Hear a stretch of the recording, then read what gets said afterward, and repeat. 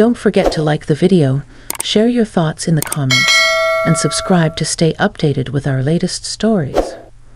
I never thought one evening at home, sipping tea while waiting for my husband to return, would lead me down a path that would change everything.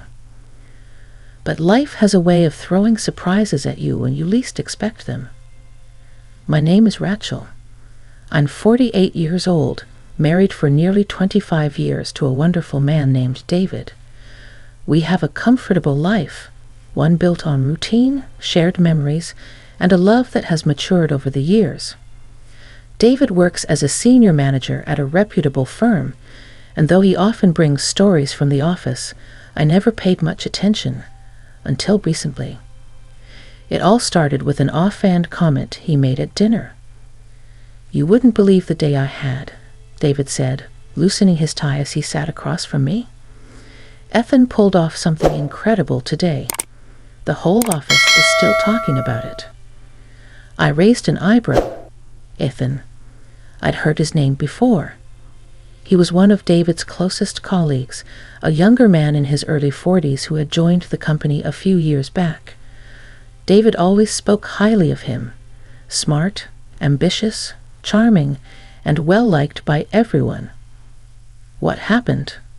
I asked, curious. David leaned back, shaking his head in disbelief. He stood up to the regional director in the middle of a meeting, told him flat out that he was wrong about the new restructuring plan. And the crazy part? He had the numbers to back it up.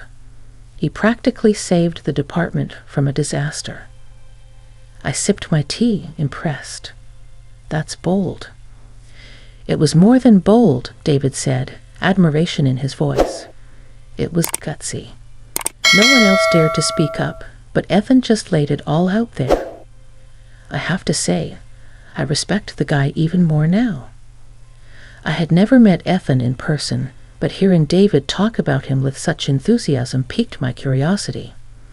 I pictured him as someone confident, unshaken, and sure of himself, a man who didn't hesitate to stand his ground. And that was the first time in all these years that I actually thought about one of David's colleagues beyond just a passing name in conversation. A week later, David and I attended a corporate event, a formal gathering held at a luxury venue downtown. It wasn't something I particularly looked forward to, but I knew it meant a lot to him for me to be there. I wore a deep blue dress, something elegant but understated, and as we walked into the ballroom, I felt the familiar mix of excitement and discomfort that came with being surrounded by so many unfamiliar faces. David introduced me to a few colleagues, exchanging pleasantries, and then suddenly, I found myself standing in front of Ethan. "Rachel, meet Ethan." "Ethan, this is my wife," David said with a smile. Ethan turned to me, and for a brief moment, I felt something unexpected. A subtle, almost magnetic energy in the way he looked at me. His dark eyes held a warmth that was both inviting and disarming. "It's a pleasure to finally meet you, Rachel," he said smoothly, extending his hand. His voice was calm, steady, and filled with a quiet confidence that made me acutely aware of myself. I shook his hand, feeling the warmth of his palm against mine, and for a split second it lingered. "The pleasure is mine," I said, hoping my voice didn't betray the sudden awareness I felt. As the evening progressed, I found myself drawn into conversations where Ethan was present. He was charming but not overbearing, intelligent without being arrogant. And what struck me the most was his attentiveness. How he truly listened when I spoke, how his responses felt genuine rather than polite small talk. At one point, David was pulled into a discussion across the room, leaving me momentarily alone with Ethan. "You don't seem like someone who enjoys these corporate events," he said with a knowing smile. I laughed softly. "That obvious, huh?" He nodded. "I get it. They can be exhausting. But I will say, your presence here means a lot to David.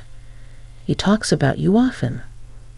Something about the way he said it made my chest tighten, not in an uncomfortable way, but in a way that made me feel seen. "He does?" I asked, tilting my head slightly. "Of course," Ethan said.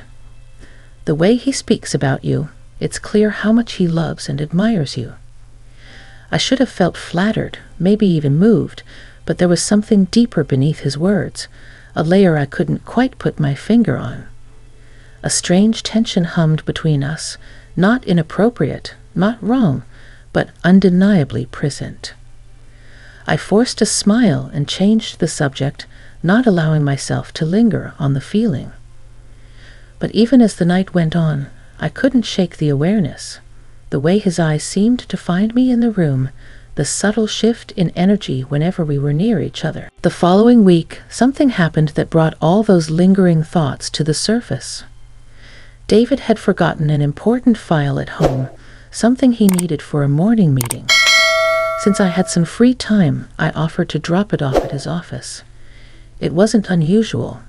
I had been to his workplace before, but I had never stayed long. When I arrived, the office was buzzing with morning activity. I walked past cubicles and conference rooms until I reached David's department. As I handed the file to his assistant, I heard a familiar voice behind me. "Rachel."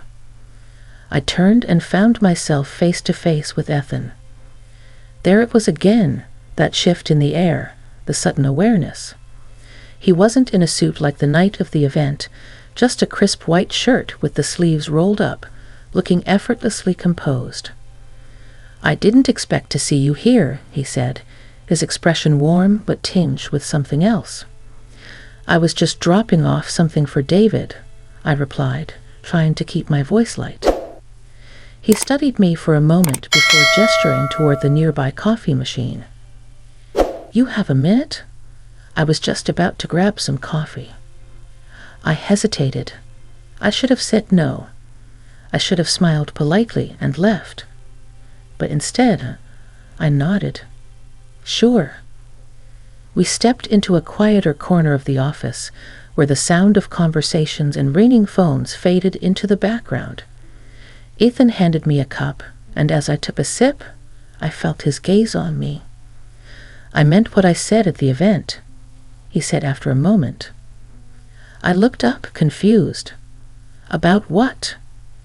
"About David loving you," he said, then paused before adding, "But I also meant that you don't seem like someone who's seen the way you deserve to be seen." The words landed with a weight I wasn't prepared for. I should have been offended. I should have shut it down right then and there. But instead, my heart pounded in my chest, because deep down, I knew exactly what he meant. And that was the moment everything changed. For a moment, I just stood there, the coffee cup warming my hands, while his words sent a different kind of warmth through me, one that made my heart race. I wasn't sure what to say. My instinct told me to brush it off, to pretend I hadn't caught the meaning behind his words. But something in Ethan's expression, something raw, something honest, made it impossible to ignore. I swallowed hard and forced a small laugh. That's a bold thing to say. Ethan tilted his head slightly, studying me. "Is it?" I let out a slow breath. "David and I have been together for 25 years. Of course he sees me." He nodded, but there was something knowing in his eyes. "I don't mean in the way a husband sees a wife out of love and routine. I mean, truly sees you, the person you are now, not just the woman he married decades ago." His words felt like a quiet storm rolling in, unsettling everything I had carefully placed in order. And the truth was, I wasn't sure if I had an answer. For years, my marriage had been steady, comfortable, safe. But Ethan's question made me realize how rarely I thought about whether I still felt. Noticed. Desired. Not just loved, but deeply understood. And the fact that it was him asking, that he had seen it, somehow, in a way I hadn't even admitted to myself, made my pulse quicken. "I should go," I said finally, my voice quieter than I intended. Ethan didn't stop me. He simply nodded, as if he knew that I needed to walk away, but also that I'd be thinking about this conversation long after I left. And he was right. That evening, I went about my usual routine, cooking dinner, setting the table, listening to David talk about his day. But my mind kept replaying the moment in the office, the way Ethan had looked at me, the quiet intensity in his voice. I felt guilty for thinking about it, but at the same time, I couldn't ignore the realization his words had sparked in me.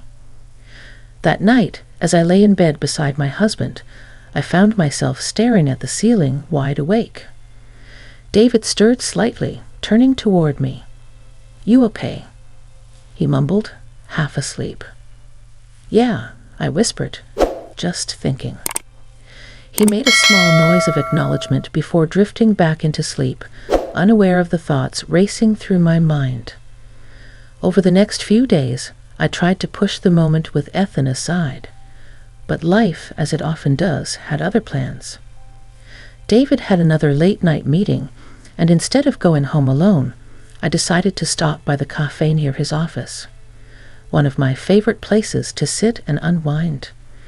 It was quieter in the evenings, the soft hum of conversations mixing with the smell of coffee and warm pastries.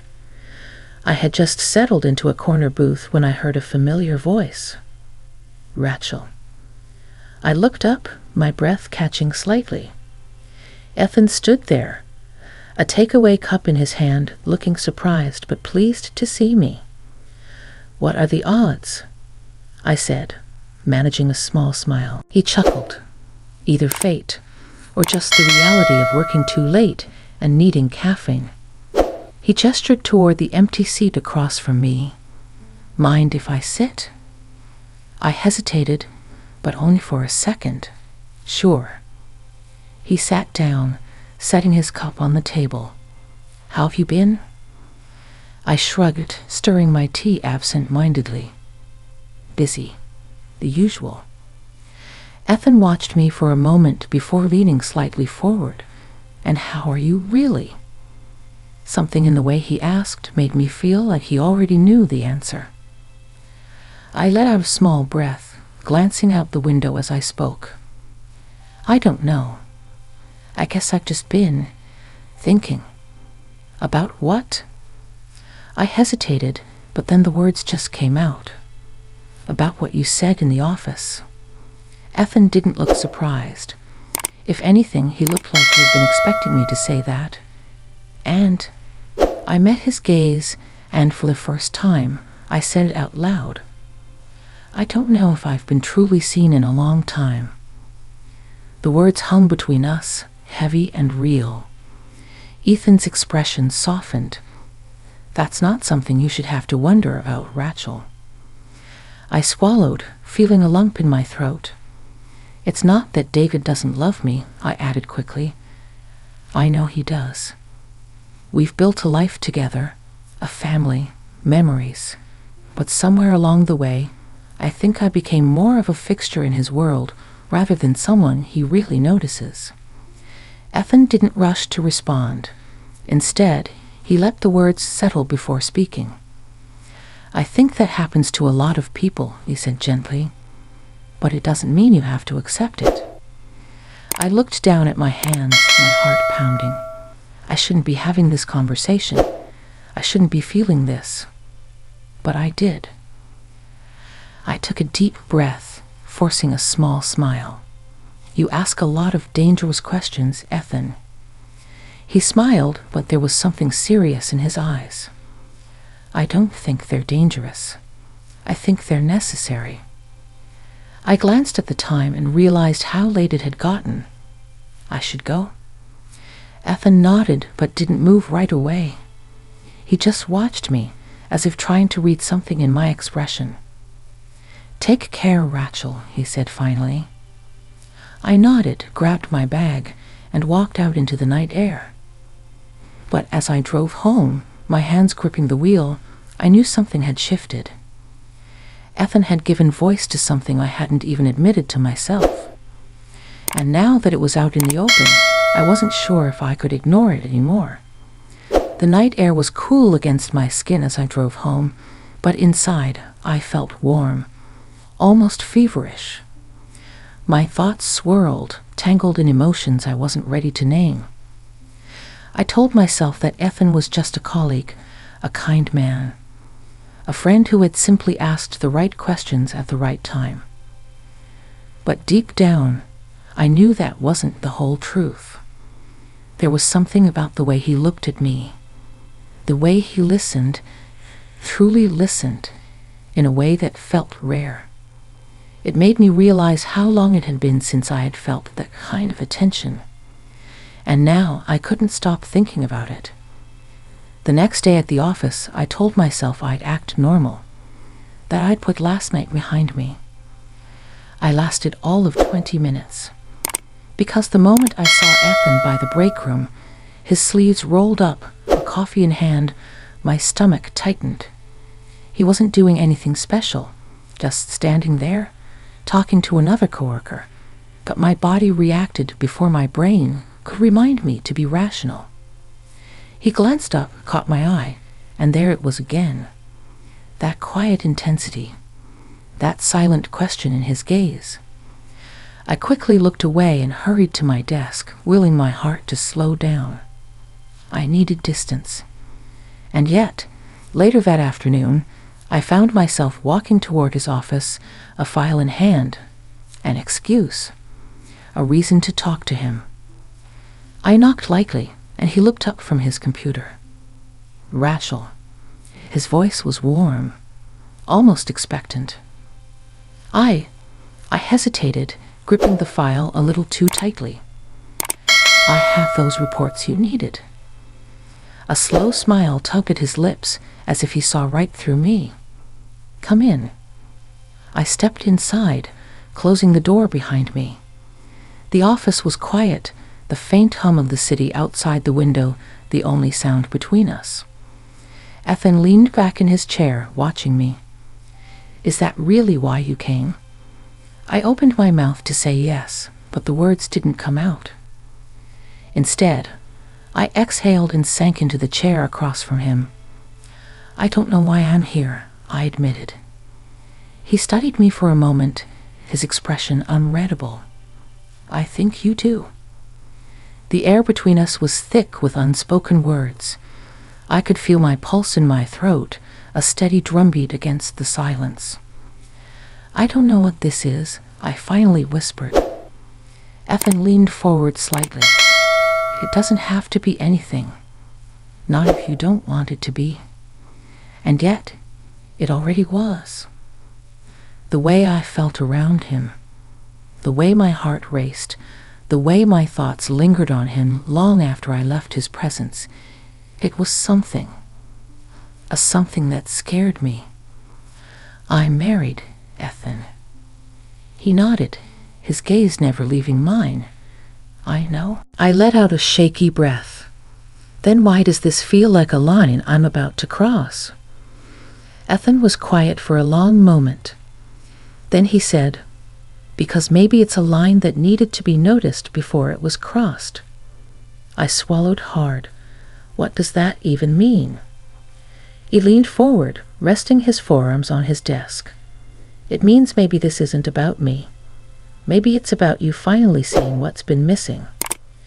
His words struck something deep inside me. Because he was right. This wasn't about Ethan. It was about me.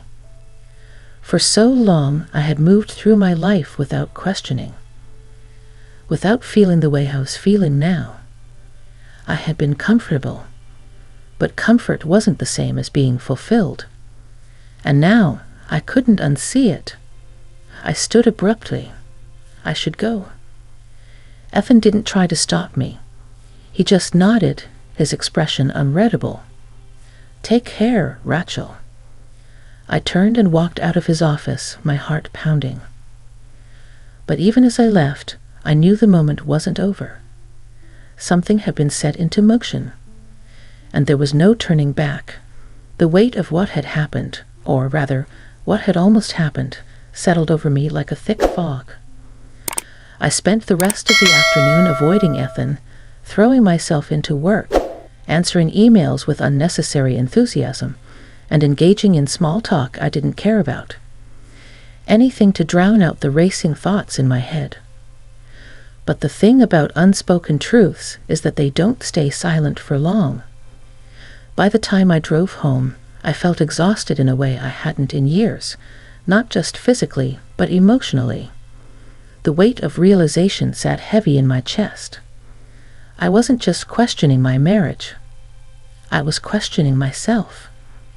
That night, I sat across from Mark at the dinner table. The room was quiet, aside from the soft clinking of silverware against our plates. We had lived in this house for 20 years, shared thousands of meals, and yet, for the first time in a long time, it felt like I was sitting across from a stranger. "Long day?" Mark asked, barely looking up from his plate. I hesitated, my fingers tightening around my fork. "Yeah, you?" He shrugged. "Same as usual." Same as usual. It was such an innocent phrase, but in that moment it devastated me. Because I realized that was exactly what our marriage had become, usual. A predictable rhythm of days blending into nights, conversations that skimmed the surface but never dug deep enough to touch anything real. I set my fork down. "Mark." He finally looked up. I took a slow breath. "Are you happy?" He frowned slightly. "What do you mean?" "I mean, are you happy? With us? With this life?" Mark blinked, clearly caught off guard. "Where is this coming from?" "I don't know," I admitted. I feel like we've stopped seeing each other." His jaw tightened, and for a moment I thought he was going to dismiss it, brush past the question like he often did. But then something in his expression softened.